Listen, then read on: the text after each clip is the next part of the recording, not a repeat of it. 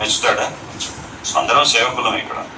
కానీ ఎప్పుడైతే ఈ యాజమాన్ని నా వల్ల సాగుతుంది అనేటువంటి భావన వచ్చిందనుకోండి, అప్పుడు ఏమైంది? ధామని పడిపోతాం, మొదటికి మోసం వస్తుంది. సో అందుకే యాజమాన్యత్వ భావం ఉండకూడదు అనేటువంటి విషయాన్ని ఇక్కడ సూచిస్తున్నారు. సమస్త అందరినీ నియమించేటటువంటి పరమ నియామకుడు ఎవరు? శ్రీ జగన్నాథ్. అందరి ఆయన యొక్క నియంత్రణలో ఉన్నాం అనేటువంటి విషయాన్ని మనం గ్రహించి ఆ విధంగా కార్యాలు చేయాలి. తర్వాత ఆకలి ఏం చెప్తున్నారు? మయ్యర్పిత మనోబుద్ధి వ్యోమభక్తే సమాప్య. ఇందులో ఇంకొక శ్లోకాన్ని కూడా, భాగవత శ్లోకాన్ని, భగవద్గీతలోనే ఇంకొక భాగవత శ్లోకాన్ని కూడా చెప్పారు. తత్తేను కంప సుస్మిక్షమాణ భుంజా ఏవాత్మ కృతం విపాకం. అంటే భక్తుడికి కష్టాలు వచ్చినప్పుడు ఆ కష్టాన్ని ఏ విధంగా స్వీకరించాలంటున్నాడు భక్తుడు. తత్తేను కంప సుస్మిక్షమాణ అంటే పూర్వం నేను చేసుకున్నటువంటి పాప కృత్యాల ద్వారా ఈ కష్టాలన్నీ నాకు వస్తున్నాయి, కానీ ఎవరో నన్ను కష్టపెడుతున్నారంటే అది నా యొక్క స్వయం కృతం. ఇతరులని దోషిగా మనం నిలబెట్టకూడదని చెప్తున్నారు. అది భక్తుడి యొక్క మనోభావన ఇట్లా. తర్వాత ఆకలిలో ఏం చెప్తున్నారంటే మయ్యర్పిత మనోబుద్ధి వ్యోమద్భక్త సమయ ప్రియ. అంటే మనం భగవంతుడికి ఎన్నో అర్పిస్తాం. ఏమర్పిస్తాం?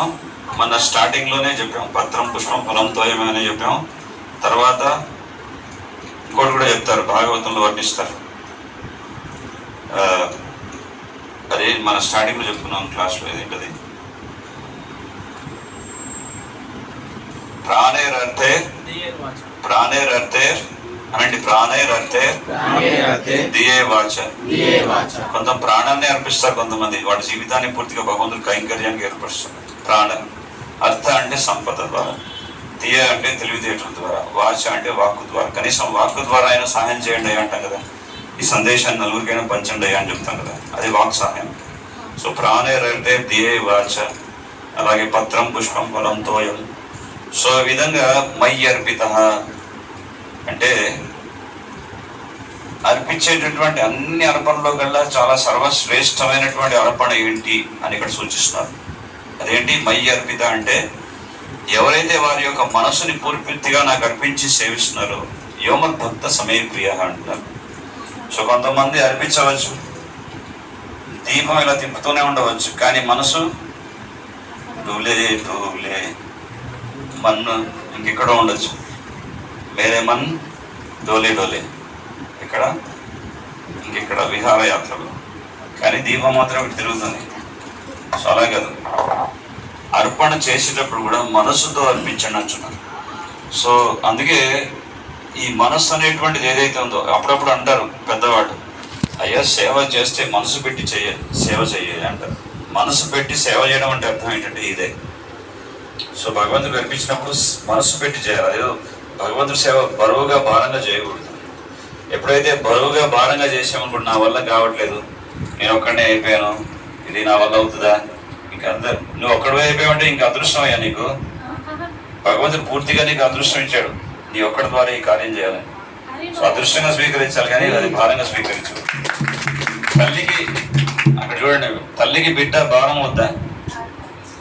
బిడ్డను ఏం చేస్తుంది? స్నానం చేయించేసి టాయిలెట్ పోతే కడిగి మళ్ళీ పౌడర్ వేసి స్నో పెట్టి బొట్టు పెట్టి మళ్ళీ కొత్త బట్టలు వేసి మళ్ళీ వాడు బాత్రూమ్ పోసాడు అనుకోండి, వెదవా నువ్వు నాకు అవసరం లేదు తోసిపడేస్తుందా? ఎంత చేసినా కానీ తల్లి ఏం చేస్తుంది? మళ్ళీ కడిగి స్నానం చేసి పౌడర్ వేసి.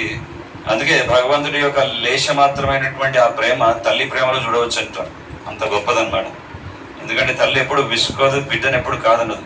వాడు పెరిగి పెద్ద అయిన తర్వాత చీపును నాకు అవసరం లేదమ్మా అని అనాథాశ్రమంలో వృద్ధాశ్రమంలో వేసిన తల్లి ఎప్పుడు కూడా బిడ్డ యొక్క స్టేజ్ గురించి ఆలోచిస్తుంది. ఒకసారి కొడుకు ఒక వ్యక్తి తల్లిని అనాథాశ్రమంలో వేశాడు. వేసినప్పుడు అక్కడ అనాథాశ్రమం నుంచి ఫోన్ వచ్చింది, మీ అమ్మగారికి ఫ్యాన్ లేదటండి, మరి పెట్టిస్తారా అంటే, ఎంత డబ్బు కావాలో చెప్పండి పంపిస్తాను అన్నట్టు. అప్పుడు తల్లి అందంటే ఫ్యాన్తో పాటు ఏసీ కూడా బిగించమని చెప్పింది. అప్పుడు కొడుకు వచ్చాడట, ఏంటమ్మా ఏసీ అలవాటే లేదు, మళ్ళీ ఏసీ ఎందుకు అడుగుతున్నావు, ఫ్యాన్తో సరిపెట్టుకోవచ్చు కదా నువ్వు, హాయిగా అనాథాశ్రమంలో నీకుంది కదా సౌకర్యం, ఫ్యాన్ ఏర్పాటు చేస్తావు, ఏసీ ఎందుకు అడుగుతున్నావు అంటే, అది కాదు నాయన, నేను ఫ్యాన్తో అడ్జస్ట్ అవుతాను, కానీ నువ్వు అడ్జస్ట్ అవ్వలేవు కదా, రేపు నీ కొడుకు కూడా నేను ఏం చేస్తాడు, ఇక్కడికి పంపిస్తాడు. నేనంతే, నేను ఫ్యాన్ కింద అడ్జస్ట్ అవుతున్నాను, కానీ రేపు నువ్వు ఫ్యాన్ లేకపోతే ఉండలేవు, నీకు ఏసీ కావాల్సి వస్తుంది. అందుకే ముందు చూపుగా ఏం చెప్తున్నా, నీకు ఏసీ పెట్టిస్తున్నాను. ఎందుకంటే రేపు నువ్వు కూడా ఇక్కడికి రావాల్సి వస్తుంది. ఎందుకంటే ఎవ్రీ యాక్షన్కి ఇంకో ఆపోజిట్ రియాక్షన్ ఉంటుంది కదా, ప్రతిచర్య ఉంటుంది కదా. సో ఈరోజు నన్ను అనాశ్రమంలో పడేసావు, రేపు నీ కొడుకు ఏం చేస్తాడు, పడేస్తాడు. అప్పుడు నీకు ఇది అవసరం పడుతుంది నాయన బిడ్డ అని చెప్పి. సో తల్లి ప్రేమ అలా ఉంటుంది. సో బిడ్డని ఈవెన్ బిడ్డ వద్దుబో అన్నా కానీ తల్లి బిడ్డను ఎప్పుడు వదులుకోదు. సో అదేవిధంగా భక్తితో ఉన్నటువంటి భక్తుడిని భగవంతుడు ఎప్పుడు ప్రేమిస్తాడు, అందరినీ ప్రేమిస్తాడు. కానీ తన ప్రియభక్తులు అంటే భగవంతుడికి ఇంకా ఎంతో ప్రీతి. అహం భక్త పరాధీన అంటే భగవంతుడు తన భక్తుల యొక్క ఆధీనంలో ఉంటారని కూడా చెప్తారు. సో ఆ విధంగా ఆకలిలో ఉన్నటువంటి అంశం చాలా ముఖ్యమైనది. చేసే సేవ మయ్యి అర్పిత మనోబుద్ధి, మనస్సుని అర్పించి చేయండి, మనస్సు పెట్టి చేయండి. మీరు ఏ కొద్దిపాటి సేవ చేసినా సరే అది మనస్సుతో చేయండి. ఇప్పుడు ఇక్కడ స్వామి దగ్గర తులసి పత్రం పెట్టారు, అమ్మవారి దగ్గర గులాబీ పువ్వు పెట్టారు. ఆ పెట్టే తులసి పత్రం ఒకటి, ఈ తులసాకే కదా అని చెప్పి దాన్ని అండర్ ఎస్టిమేట్ చేయలేము. ఆ తులసాకే లేకపోతే ఏ నైవేద్యం భగవంతుడు ముడతాడా, ముట్టాడు. సో అలా భగవంతుడికి ప్రీతితో భక్తితో భగవంతుడికి ఏదైతే ఇష్టం ఉందో ఆ విధంగా సేవ చేసామనుకోండి, అప్పుడు ఏమవుద్ది, భగవంతుడికి చాలా ప్రీతిపాత్రలం అవుతాం, భగవంతుడికి చాలా ప్రియం అవుతాం. సో ఈ శ్లోకంలో అన్ని కూడా చెప్తూ భగవంతుడు ఏం చెప్తున్నాడంటే, నాకు మనస్సుని బుద్ధిని అర్పిస్తూ, ఇప్పుడు బుద్ధిని అర్పిస్తున్నాం. బుద్ధిని అర్పించడం అంటే ఏంటి, మనకు ఉన్నటువంటి బుద్ధిని వాడుకుంటూ, ఇప్పుడు ఈ శ్లోకాన్ని ప్రభుజీ తెరిచిచ్చారు, ఈ శ్లోకం ఎన్నుకున్నారు. సో అప్పుడు ఏం చేస్తున్నాం, మన బుద్ధిని వాడుకుంటూ ఈ శ్లోకాన్ని ఒక్కొక్క పదాన్ని చాలా విశ్లేషంగా దాన్ని అర్థం చేసుకొని ఆ విధంగా వింటున్నాం భగవద్గీత. సో భగవద్గీతని వినడం కూడా బుద్ధిని వాడుకోవడం, బుద్ధితో భగవంతుని సేవించడం. భగవద్గీత చదవడం కూడా బుద్ధిని వాడుకుంటూ భగవంతుని అర్చించడం అనే భావన వస్తుంది. మీరు ఒక దగ్గర కూర్చొని భగవద్గీత చదువుతున్నారు అనుకోండి, భగవంతుడి యొక్క ఆరాధన ఎలా చేస్తున్నారు, బుద్ధిని వాడుకుంటూ భగవంతుని ఆరాధిస్తున్నారు.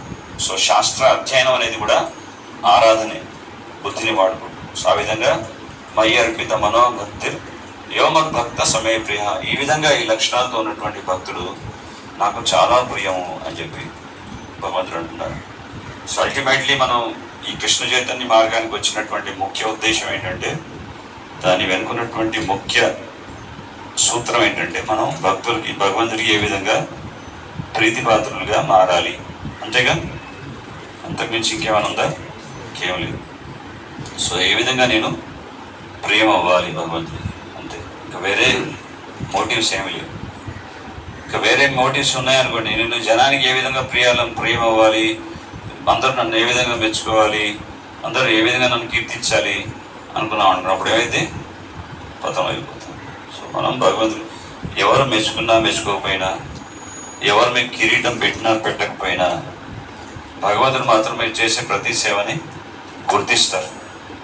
ప్రతి చోట మనం చేసే ప్రతి వేడుకి మనం కష్టపడిన దానికి అందరూ గుర్తించి మనం సమ్మానించాలని ఎక్కడ జరగదు. కొంతమంది పూలహారం వేసి సమ్మానించేటటువంటి వాడు ఉంటారు, కొంతమంది రాళ్లతో రువ్వేవాడు కూడా ఉంటారు. అర్థమవుతుంది. ప్రతి చోట ప్రచారకుడు అనేటువంటి వాడు ప్రతి చోట వెళ్తే రండి స్వామి అని చెప్పి గులాబీ పూలు జల్లి అందరూ ఆహ్వానించారు. కొంతమంది రాళ్లతో రువ్వేవాళ్ళు కూడా ఉంటారు. సో ఇవన్నీ తట్టుకుంటూ భరిస్తూ మనం భక్తిని దృఢ నిశ్చయంతో, దృఢ సంకల్పం అంటే దృఢ సంకల్పం అనేది ఎప్పుడు వస్తుంది, ఇక్కడ ఆ సూత్రాన్ని కూడా వర్ణిస్తున్నారు. ఎప్పుడైతే తన ఇంద్రియాన్ని పరిపూర్ణంగా భగవంతుడి సేవలో వాడుకుంటాడో అప్పుడు ఈ దృఢ సంకల్పం అనేది ఏర్పడుతుంది. అది వాడకపోతే దృఢత్వం అనేది రాదు. సో ఆ విధంగా దృఢ నిశ్చయుడై స్థితప్రజ్ఞుడై స్థిరంగా ఉంటూ భగవంతుడి సేవ కొనసాగించవచ్చు. హరే కృష్ణ. జయ శ్రీమద్ భగవద్గీతకి, జయ శ్రీ జగన్నాథ బలదేవ సుభద్రమాయికి, జయ శ్రీల ప్రభుపాద్కి, అనంత కోటి వైష్ణవ వృందికి, ఇటాయి గౌర్ ప్రేమానందే. Thank you very much. ఈ అవకాశం ఇచ్చినటువంటి పల్లిపాటి సుబ్రహ్మణ్యం గారికి కూడా చాలా ధన్యవాదాలు. మొదటి నుంచి వారి సహకారం ఇక్కడ చాలా దృఢంగా ఉంది మచిలీపట్నంలో.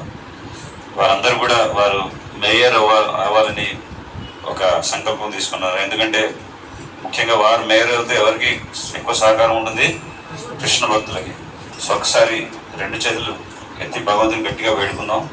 వారు మచిలీపట్నం యొక్క మేయర్ అని చెప్పి అందరు మనస్ఫూర్తిగా కోరుకోండి. చెప్పండి. హరే కృష్ణ హరే కృష్ణ కృష్ణ కృష్ణ హరే హరే హరే రామ హరే రామ రామ రామ హరే హరే. సో వారు మేయర్ అయిన తర్వాత కూడా వాడికి ఏమి ఇస్తాం? ఒక బంగారు ల్యాండ్ ఇస్తారు, దాంతోపాటు ఒక బంగారు చీపురు కూడా ఇస్తాం. ఒక రాజుగారు ఏం చేయాలి? రాజ్యాన్ని వెళ్ళి రాజైనా సరే ఆ జగన్నాథ్ ముందు దాసుడే అని చెప్పేసి, సేవకుడే అని చెప్పేసి వారు మొత్తం మచిలీపట్నం వీధులన్నీ కూడా శుభ్రం చేస్తారు. హరి బోల్ సుబ్రహ్మణ్యం ప్రభుకి. సో వారు మేయర్ అయి అందరికి మన కృష్ణ భక్తులకి ఇంకా బాగా సేవ చేస్తారు.